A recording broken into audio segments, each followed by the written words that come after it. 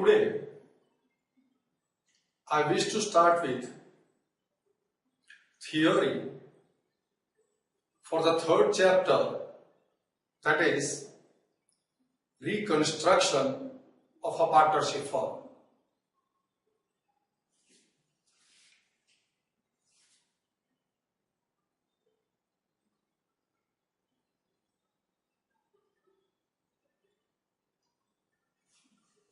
Now, what is reconstruction?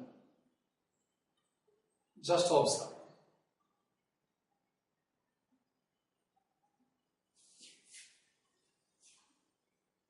In this chapter, we will study about reconstruction of partnership. You know that partnership is a relations between two or more persons who have agreed to share the profits of the firm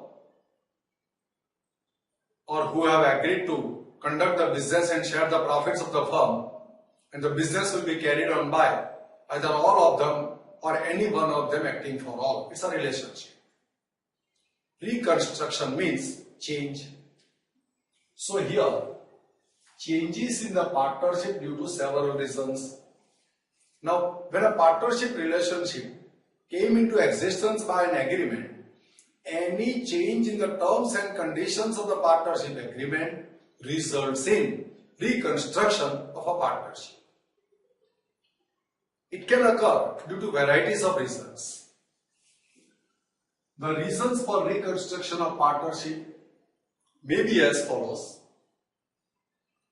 The change in the ratio of profit and loss sharing or allocation between continuing partners. Suppose that partners have decided to share the profits and losses in equal proportion, and 50% of A, 50% of B. Now they have changed. A will get 40%, B will get 60%. There is a change in the profit sharing ratio. Another illustration.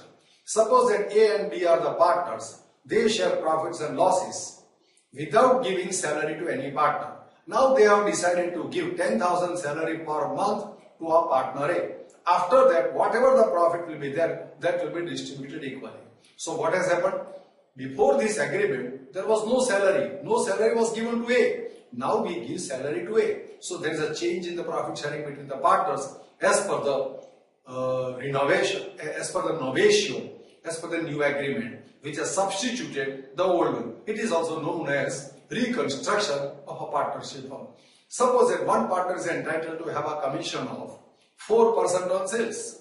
Now they have changed the percentage of commission. From 4% they have increased to 6%. This is also known as reconstruction of a partnership firm. So, reconstruction means change in partnership due to several reasons. Here one of the reasons. The change in the profit sharing, the change in the ratio of profit or loss sharing or allocation of partners, or it can occur by admission of a partner. When a new partner is admitted, he is given a share in profit. From where does he get this share in profit? He gets it out of the sacrifices made by existing partners. Similarly, in case of retirement or death of a partner, when a partner retires, his share in profit no longer exists in his name. It has to be shared by the other continuing partner. So there also a reconstruction of a partnership firm. Now, changes in the profit sharing ratio or distribution ratio between continuing partners, which may occur due to inability to manage the firm on the grounds of illness or incapacity of some, or because of some personal reasons. Thus, when a partner cannot devote enough time to run the business, the other partner has to substitute him and run the business, which occur by exchange of share in profits between the partner. Due to some such reasons, illness, inability, or partner intends to become inactive because of his age, then other partner has to substitute him. The other partner has to work on behalf of the partner who have decided to be bit inactive in a form. Now the other partner substitutes the existing partner who is ill or unable to work. He won't do all these things for a long duration of time without any reward. How the reward could be granted? By change in the profit sharing ratio, such reward could be granted. Suppose that A and B are the equal partners. A is now unable to work, so his profit share was 50%, that has been decreased to 30%, and the share of B, which was 50%, which has increased to 70%. So what has happened? A has sacrificed 20%, B has gained 20%. This is known as reconstruction of a partnership form.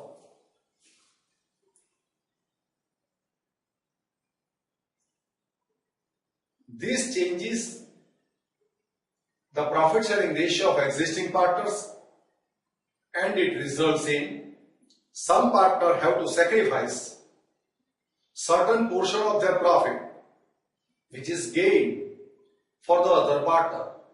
So at the time of reconstruction of a partnership, two important points emerge or are noted. One is sacrifice ratio or share sacrificed, gaining ratio or share gain. As I told you before a couple of minutes, A and B are the partners, equal partners. Share of A is 50%, share of B is 50%. Now A has decided to take 30% instead of 50%. So B will get 50% plus 20%, that is 70%. So what has happened? Partner A has sacrificed 20% share. Partner B has gained 20% share. Always share sacrificed is always equal to share gained. So we are required to understand what is the real meaning of sacrifice ratio or share sacrificed, gain ratio or share gain. Let us understand in the next slide.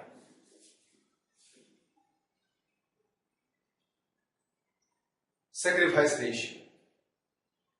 The reduced share of profit of a partner is called sacrifice ratio. The reduced share is known as share sacrificed or sacrifice ratio. In our illustration, A was getting 50%. Now he is going to get 30%. So reduced share 20% is known as sacrifice. Reduced share 20% is known as sacrifice of A. Now if you want to work out the sacrifice, the old share in profit of a partner minus new share in profit of a partner. Now for A, what was his old share in profit? Profit before this agreement, share in profit before this agreement, 50%. 5 by 10. Minus, what is the new share in profit after this agreement? 30%. So 50% minus 30%. 20% is known as reduced share. That reduced share is known as share sacrificed by a partner. Now if you try to work out share sacrificed for another partner B in our illustration, then what was the old share of B? 50%. What is the new share of B? 70%. So 50% minus 70% minus 20%. So it is a negative sacrifice. And when there is a negative sacrifice, it is identified as gain by B. So notice this one. While calculating the share sacrificed, if the answer is negative, then it is not a sacrifice but a gain to our partner. So what is the formula for sacrifice? Old share in profit minus new share in profit. If the answer is positive, it is known as share sacrificed. If the answer is negative, it is known as share gained instead of share sacrificed. This is an important understanding that you should hold in mind. Now I want to go for gain ratio or share gain. The increased share of profit of a partner is called gain ratio. Come to our illustration. B is a partner. He was getting how much? 50% before agreement. Now he is getting how much? 70%. Share gained by him is 20%. That is known as gain ratio. 20 divided by 100, 2 divided by 10, 1 divided by 5. That is known as gain ratio or share gained by B. The formula for that share gained by B is equal to new share in profit minus old share in profit. Now what is the new share of B? 70%. What is old share of B? 50%. 70% minus 50%, 20% is known as share gain. Now if we try to work out share gained by A in our illustration, then what is the new share of A? 30%. What was the old share of A? 50%. So 30% minus 50%. 30% minus 50% minus 20%. So gain of A is minus 20%. Minus 20% implies that A has not gained but has sacrificed. So remember, while calculating the share gain, if the answer is negative, then it is not a gain but a sacrifice by a partner. So A gets a negative gain proportion, negative gain ratio 20%. Negative gain implies it is a sacrifice by A. So A has sacrificed 20%, B has gained 20%. That is the outcome. So if you apply a sacrifice formula or a gain formula, the results are always going to be same. But remember forever, total share sacrificed is always equal to total share gain, where there is a reconstruction of a partnership firm. Now, if there is a change in the profit sharing ratio, how to account for it? What is the accounting effect of change in profit sharing ratio? That we want to understand now. Now see, suppose that today there is a change in the profit sharing ratio. So whatever the profits and losses are there till today in a partnership firm, that will be distributed between A and B in the 50-50%. And whatever the profit occurs, any period after the change, whatever the profit or loss occurs after the date of change, they will be shared between A and B in the ratio of 30% and 70%. Now the effect of this understanding, before we apply the change, we should find out how much profit existed till today, till this agreement is entered into. Now whatever the profit existing, which has to be distributed in the 50% between A and B as per our illustration. So we are required to now find out how much is the existing profit. To find out this existing profit, we are required to revalue all existing assets and liabilities, whether they are recorded in books or whether they are unrecorded in books. But they are existing, they should be existing. So all existing assets and liabilities are to be revalued. On revaluation of assets, what happened? If there is an increase in asset, it is a gain till today. If there is a decrease in the value of asset, it is a loss till today. If there is an increase in liability, it is a loss till today. If there is a decrease in liability, it is a gain till today. Similarly, if there is an unrecorded asset,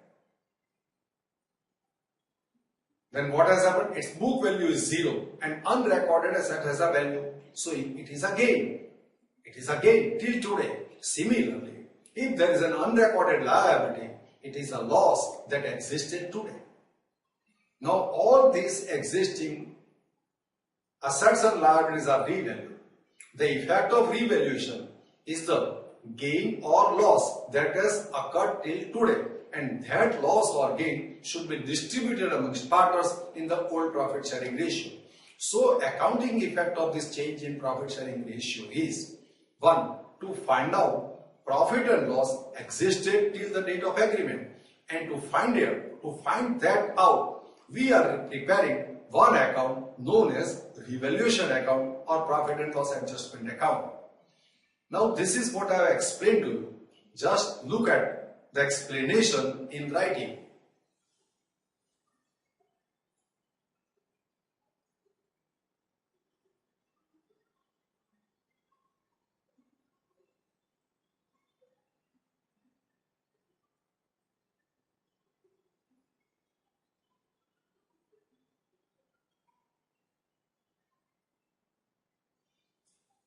The existing profits and losses till the date of change in the profit sharing ratio are distributed in the old ratio, that is profit sharing ratio before the date of change.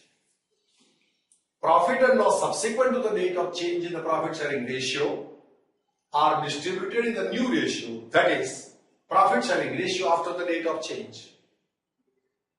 Partners revalue the assets and liabilities for finding existing profits and losses till the date of change. That is, revaluation account is open to record the impact of these revaluations, and this account is also known as profit and loss adjustment account.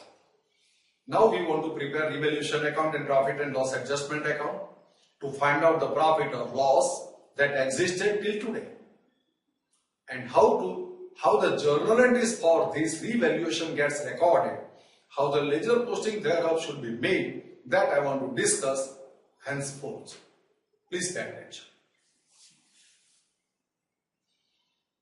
If there is an increase in the value of asset, increase in value of asset is a gain. That gain should be credited to revaluation account, or it should be credited to profit and loss adjustment account. And the value of asset that has gone up, amount is debited to that particular asset account. Suppose that building in the books of accounts is a 5 lakhs that was purchased 5 years back.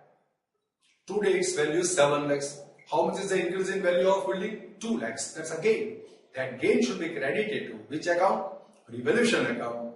And 2 lakhs will be debited to building account. Observe it. If there is an increase in the value of asset account debit to revaluation account credit, or the other name is what? Profit and loss adjustment account credit. If you prepare revaluation account, on the credit side of revaluation account, by sundry assets, you have to write the increase in value of asset. Now next, if there is a decrease in value of asset, suppose that furniture in the books of accounts is 30,000, its valuation made 25,000, 5,000 is the decrease in value of asset, it is a loss till today. That should be debited to revaluation account. So revaluation account is debited and furniture account gets credited. This is an illustration that I have given to you. There can be any asset, value of which that has decreased. So observe the journal entry for that. Revaluation account debit to sundry assets account credit, and revaluation account is debited for the decrease in value of asset. This is how increase and decrease in value of assets gets recorded in revaluation account. Now, declining value of asset can be identified, one, to the asset account, or the provision is made there against. So if a provision for doubtful debt, discount reserve, etc. on debtors is required, bad debt reserve required, discount reserve required, that is required at the time of change in the profit sharing ratio. How to account for it? If you make a provision for some bad debt loss or discount on debtors to be collected, what happens?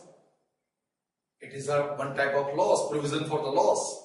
So it gets debited to revaluation account, and that particular reserve account gets credited. Observe the entry.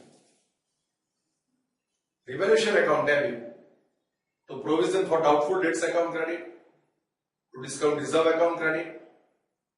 Notice that all this additional provision required that has been debited to revaluation account. Now, we are considering the revaluation adjustment. I just write the entry here and demonstrate the posting also. Look at the next. If there is unrecorded asset or unrecorded accrued income or unrecorded prepaid expense, all are assets. Accrued income, receivable income is an asset. Prepaid expense is also identified on the asset side, and unrecorded asset. Now, if this unrecorded asset are existing in a partnership firm on the date of change in profit sharing ratio, they are required to be recorded in the books of accounts. When you record it, its value goes up. When the value of asset goes up, it's a gain. Gains are credited to revaluation account. So the journal entry for that is, notice it, unrecorded assets, sundry assets account debit, accrued income account debit, prepaid expense account debit to revaluation or profit and loss adjustment account credit.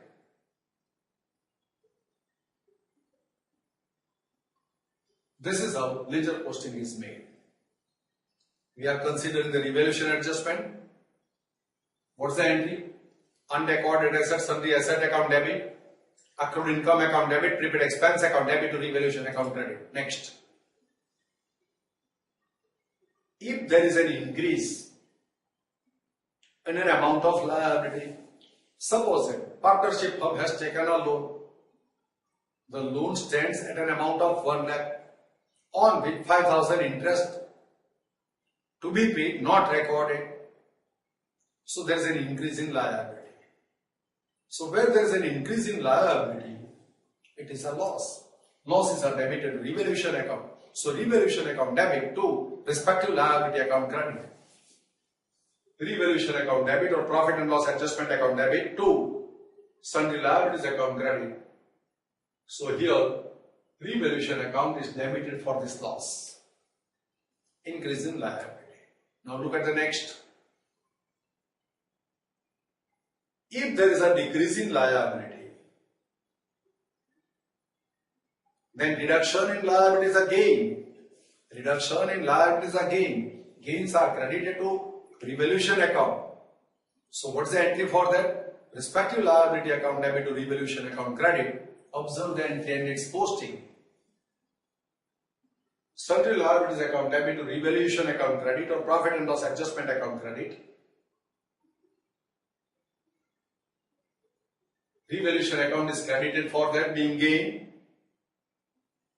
Observe it. Decrease in liability credited to revaluation account. Next.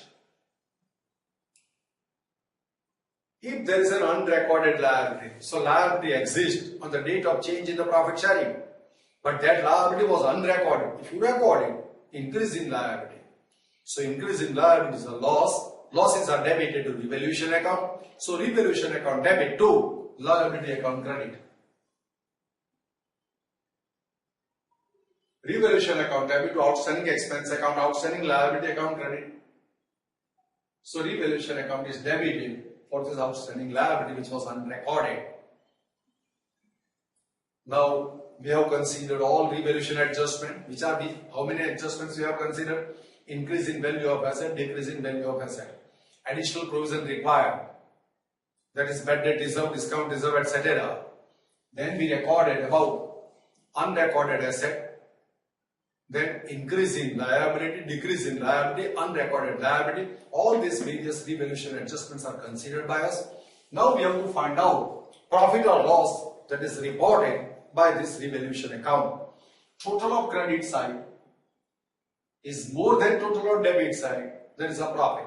If the total of debit side is more than total of credit side, it is a loss. Whatever the profit or loss, whatever it may be, that will be distributed amongst partners in their old profit sharing ratio, means the profit sharing ratio that existed before the change in the profit sharing ratio. So if there is a profit, excess of total of credit side over the debit side of revaluation account, profits are distributed amongst partners in the profit sharing ratio, that is old profit sharing ratio. The journal entry for that is revaluation account debit to partners capital account credit in the old profit sharing ratio. So here total of credit minus total of debit profit. Profit is transferred to the partners capital account. So what's the journal entry? Revaluation account debit to partners capital account credit in their old profit sharing ratio. Now suppose that by chance instead of profit if there is a loss, so there can never exist profit and loss at a time. So I will remove this profit posting, I will demonstrate the loss posting.